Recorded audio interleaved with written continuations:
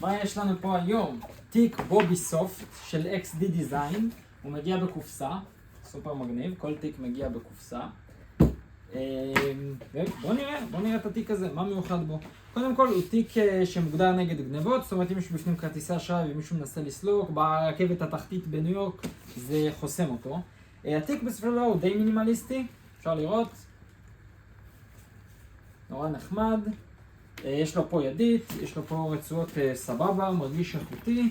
יש לו פה כזה מנסה, אפשר לשים את זה על טרולי, שזה נחמד. יש לו פה תא סודי, מרופד. זה התא. די גדול, האמת אפשר לשים פה הרבה דברים, שזה אחלה. הרוחסנים פה מרגישים ממש איכותיים, הם של YKK, שזה המותג הכי טוב של הרוחסנים. טוב, בואו נמשיך. יש פה את התא הזה, שזה תא גדול. אני שמתי לנו פה כרית.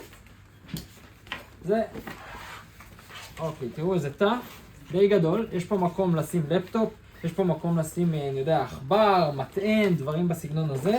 הוא ממש גדול, כאילו באמת, הוא נראה קטן, אבל זה תיק די ענק אפילו, הייתי אומר.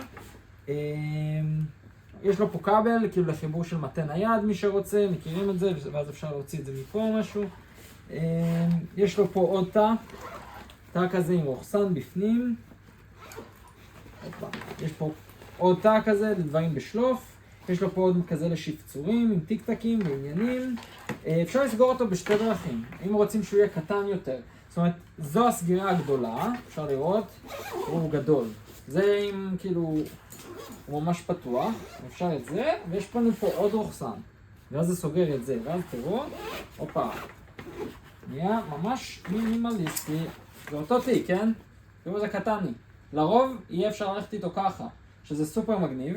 עם הרוחסנים שלו יש איזה קטע של נעילה, שאפשר כאילו הם ננעלים, ואז אפשר כאילו לפתוח אותם או משהו, לא קלטתי את זה בדיוק. הנה משהו כזה, זה יוצא. קיצר, זה משהו מגניב כזה, יש פה הסבר. וזהו, הוא עשוי גם הרבה מחומרים ממוחזרים בין היתר. אחלה תיק, נראה טוב, יומיומי ממש. מתאים לכל דבר, כאילו.